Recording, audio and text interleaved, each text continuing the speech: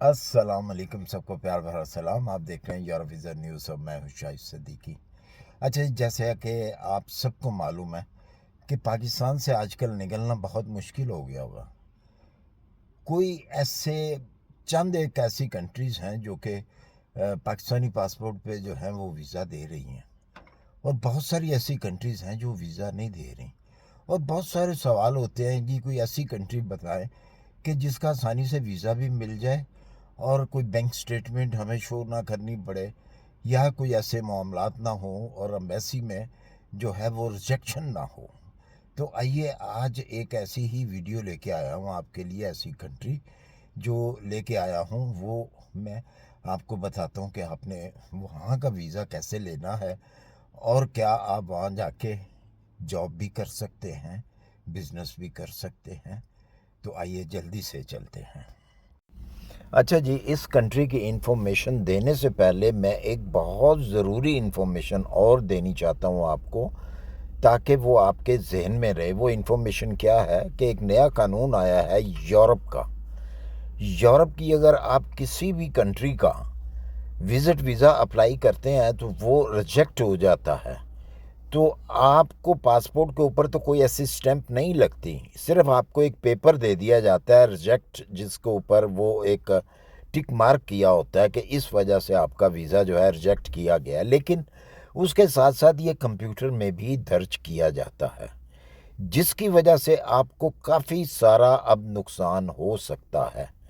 वो क्या नुकसान होगा कि फ़र्ज़ कर लें कि अगर आपने किसी भी कंट्री का विज़िट वीज़ा अप्लाई किया और वो रिजेक्ट हो गया, कंप्यूटर में आ गया, उसके बाद बेशक 4 साल के बाद, बेशक 5 साल के बाद अगर आपको रोमेनिया का भी वर्क परमिट मिलता है तो वो भी रिजेक्ट हो जाएगा। वो भी आपको वर्क परमिट नहीं मिलेगा, आपको वीज़ा, वर्क वीज़ा नहीं मिलेगा।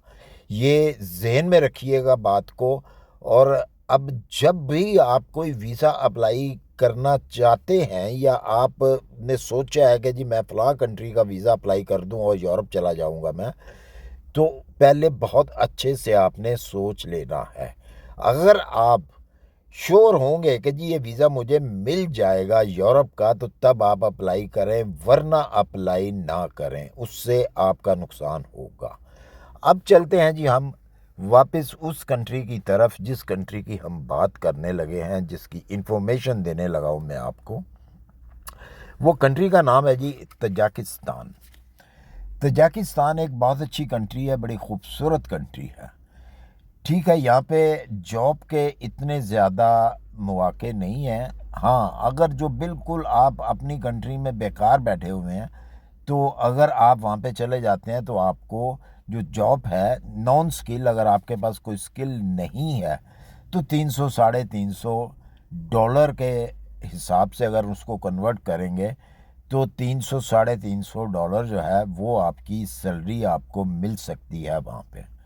लेकिन इससे ज़्यादा बेहतर है कि अगर आपके पास कुछ पैसे हैं तो वहाँ पे आप बिज़नेस कर सकते हैं। बिज़नेस में आपको फ़ायदा ज़्यादा है बनिस्बत जॉब करने के। ये नहीं है कि जॉब नहीं है वहाँ पे, या वहाँ पे कोई दूसरे लोग आके जॉब नहीं करते, बिल्कुल करते हैं और कर रहे हैं।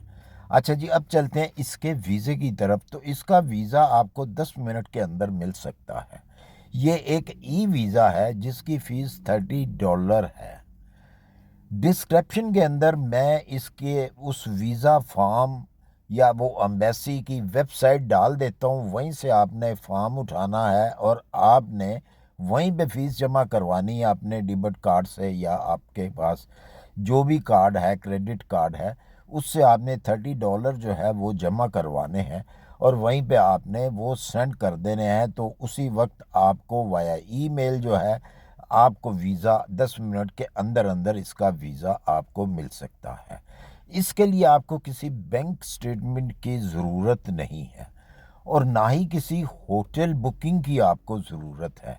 हाँ, सिर्फ आपने ये करना है कि अगर वो वहाँ पे फॉर्म के अंदर आपको एड्रेस भी पूछेंगे कि आपने कहाँ पे रुकना है, तो आपने किसी भी होटल का एड्रेस जो है صحیح والا ایڈریس آپ نے گوگل کر کے ایڈریس، اگر آپ ہوٹل بک نہیں کرانا چاہتے تو پھر آپ نے اس کا ایڈریس بیچ میں وہ ایڈ کر دینا ہے۔ ایک تو بات ہو گئی یہ، اور ضروری دوسری ایک اور بات کہ ایک ریجن ہے تاجکستان کے اندر جو کہ آپ کو اس کا ایکسٹرا سے ایک اجازت نامہ لینا پڑتا ہے، تو وہ آپ کو امبیسی ہی دیتی ہے، جس کی ایکسٹرا فیس جو ہے وہ $20 ہوگی۔ اگر تو آپ اس ریجن میں جانا چاہتے ہیں تو پھر اسی فارم کے اوپر یس یا نو لکھا ہوگا، تو اگر آپ اس کو نو کر دیں گے تو پھر آپ کو وہ دوسرا اس علاقے میں آپ نہیں جا سکیں گے، اور اگر آپ یس کریں گے تو پھر $20 جو ہیں آپ کو اور پے کرنے پڑیں گے، اور آپ کو اس ریجن کی جو ہے اجازت مل جائے گی۔ اس ریجن کے اوپر آپ دیکھیں گے تو لکھا ہوگا GVAO، وہاں پہ آپ نے یس یا نو کرنا ہے۔ یہ ڈیپینڈ کرتا ہے آپ کے اوپر، کیونکہ یہ ایسا ایک ریجن ہے کہ وہاں پہ آپ بغیر اجازت کے، گورنمنٹ کی بغیر اجازت کے آپ وہاں پہ نہیں جا سکتے۔ تو لہٰذا یہ ان چیزوں کا آپ نے، دو چیزیں جو میں نے بتائی ہیں، ان کا بہت اچھے سے خیال رکھنا ہے فارم پر کرتے ہوئے۔ تو اس کے ساتھ ساتھ جو ہے بینک سٹیٹمنٹ کا میں نے بتا دیا کہ آپ کو کوئی اس کی بینک سٹیٹمنٹ نہیں چاہیے، صرف اور صرف آپ کے پاسپورٹ کی، جہاں پہ آپ کی پکچر اور آپ کا جو ڈیٹ آف برتھ وغیرہ، نام وغیرہ لکھا ہوتا ہے، اس کی ایک کاپی چاہیے۔ وہ آپ نے ڈاؤن لوڈ کر لینی ہے تاکہ وہ آپ وہاں پہ سبمٹ کر سکیں۔ اس کے علاوہ آپ کو کوئی چیز اس ویزے کے لیے نہیں چاہیے۔ تو جیسا کہ میں نے بتایا ہے، نوکری کے بارے میں بھی آپ کو بتا دیا ہے، جاب کے بارے میں، بزنس کے بارے میں، بزنس کرنا چاہیں تو آپ بزنس کر سکتے ہیں، کسی وکیل سے جو ہے رابطہ کر سکتے ہیں۔ اگر آپ کو کوئی دشواری پیش آ رہی ہے اس ویزے کو اپلائی کرنے میں، تو ڈسکرپشن کے اندر میں اپنی ای میل یا پھر میں اپنا انسٹا ID جو ہے وہ دے دیتا ہوں، آپ مجھ سے رابطہ قائم کر سکتے ہیں، میں آپ کا اپلائی کر سکتا ہوں یہ ویزا اگر آپ چاہیں تو، ورنہ بہت سمپل سا ہے، آپ خود بھی اس کو اپلائی کر سکتے ہیں۔ تو جانا یا نہ جانا وہ بھی آپ کے اوپر ڈیپینڈ کرتا ہے، جس طرح آپ کو اچھا لگے آپ نے اسی طریقے سے کرنا ہے۔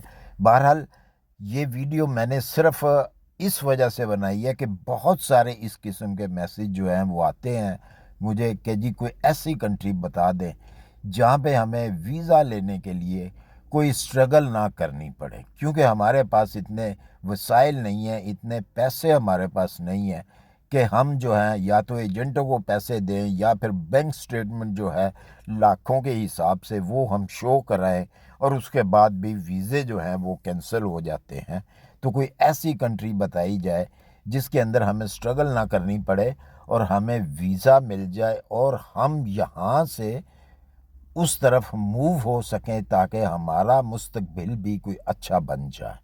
تو جناب یہ ویڈیو آپ کے لیے ہے، آپ بالکل اس کنٹری کے اندر جا سکتے ہیں، ود ان 10 منٹ کے اندر آپ کو یہ ویزا آئے گا، اور اس کی جو فلائٹیں ہیں پاکستان سے، وہ ڈائریکٹ بھی فلائٹیں ہیں، لاہور سے بھی ہیں، کراچی سے بھی ہیں، اسلام آباد سے بھی ہیں، تو آپ ڈائریکٹ بھی جا سکتے ہیں، اور آپ اگر انڈائریکٹلی جانا چاہیں تو اس طریقے سے بھی آپ جا سکتے ہیں۔